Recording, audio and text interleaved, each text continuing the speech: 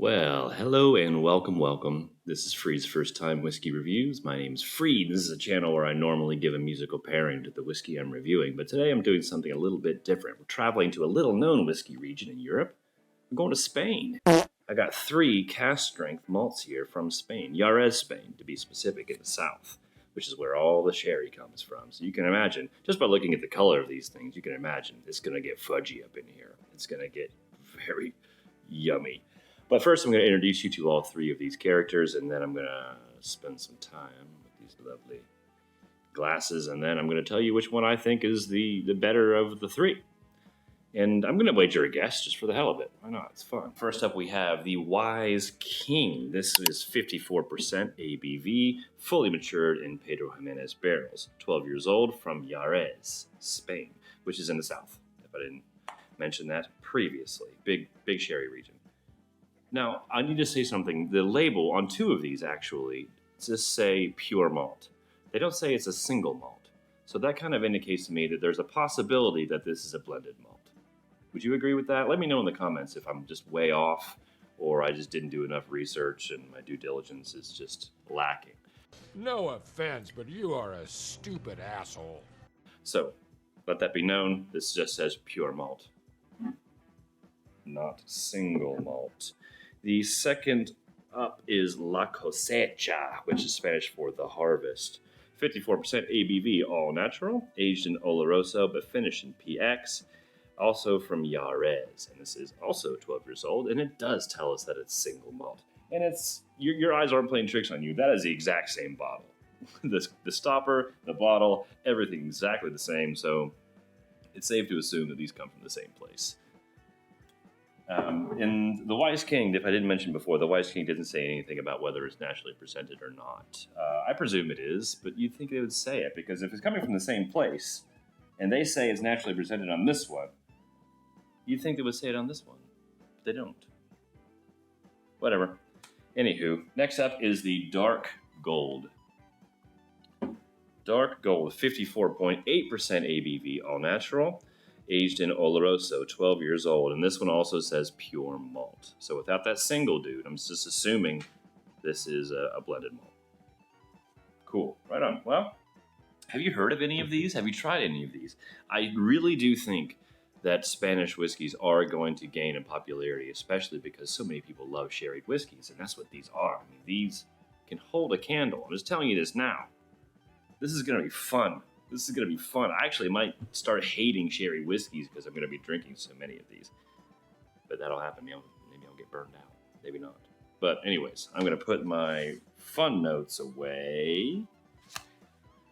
Cool, right on. Well, I'm going to mix these up. I don't know if I've ever told you how I do this. I poured these in a glass with colored stickers on the bottom, and there is that sticker. That is green. Son of a bitch. I don't remember what it is. I don't know what green is. But I am going to give them an extra shuffle. Choux filet. Just for the poop of it. Shuffle. Where are they? Answers are right there. Here we go. Glass number 1. Sherry. But it's a bit of a really grapey cherry. You can get a lot of that wine vibe in there. If it gets too monotonous and boring, I'm going to do a little fast forward magic with the edit. All right, we have a winner. I have had a go with all 3 of these with water, and there is a very clear winner, in my opinion. They're actually already in order of preference. And I'm going to give you my notes on these. And I mean, if you've tried them before, cool. Let me know if I'm right or wrong. But if not, just listen to the notes, see if it's something that you might be interested in, and keep your eye out for it. So, number 1, on the nose, fudgy, chocolate strawberries, super rich tobacco hair gel, more chocolate, fruity wine. On the palate, rich and deep, tongue coating, dry, tobacco again, chocolate cherries this time, stewed stone fruits. And on the finish, oaky and spicy, deep fruits, bittersweet, fantastic.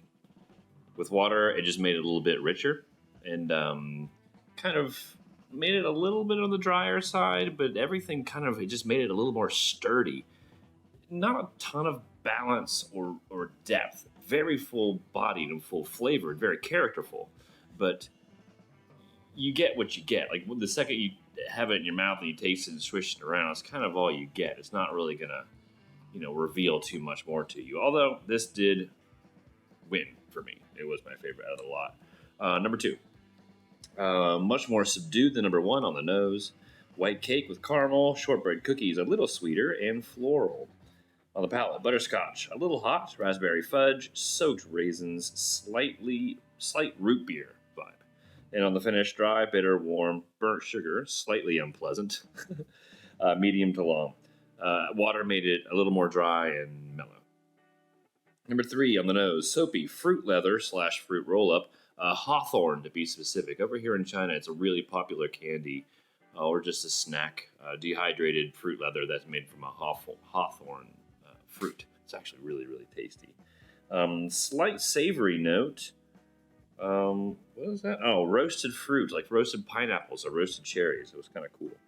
On the palate, slight bitterness with an artificial sweetener vibe, pencil shavings, health food store root beer candy. It's like the candy you would buy at a health food store where they don't use any of the good shit. They don't use sugar. They don't use all that bad stuff that you want when you're eating candy. It's all this like some sort of, I don't know, hippy dippy recipe ingredients. Cinnamon toothpick on the palate. On the finish, sweetness comes through with some oak, and it's medium long. So my guess is, just for the hell of it, that this one is the dark gold, because I had a glass of it last night. I kind of remember it. So this one's the dark gold. This number 2 is my second favorite, and I think this one is the La Cosecha, and I actually think this one is the Wise King, which sucks because the Wise King's the coolest name out of the lot. But let's look. Let us look.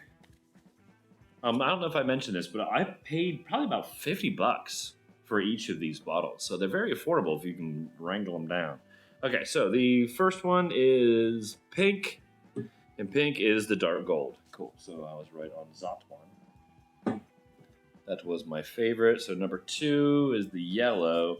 Yellow is the king. Oh, cool. I was wrong. So that means La Cosecha is the worst. And when I added water to La Cosecha, it made everything worse. Everything went down in quality significantly. So that's that. I hope you enjoyed yourself. This was just for fun. In case you were curious, I listened to some music when I was trying these things, and White Lines by Grandmaster Flash really got me wiggling. It's a great tune. I'll put a link down there in the description if I remember. So thanks for watching. I hope you had fun. I hope you learned something. And if you can just keep an eye or an ear open for these, or any Spanish whiskeys for that matter, I think in the future they're going to really come into themselves. These are tasty. They are. And if you're a sherry whiskey lover, they're worth giving a try. They lack a little bit of balance and nuance that some people are going to be looking for, in my opinion. But on the whole, I think they're pretty solid pours, especially for the price, and you get an age statement, which is kind of rare anymore these days. Cool. Right on. Well, thanks for watching. If you liked all this, please consider subscribing or give me a thumbs up. That'd be rad. And we'll see you on the next one. Wink? Did I just wink? Oh, my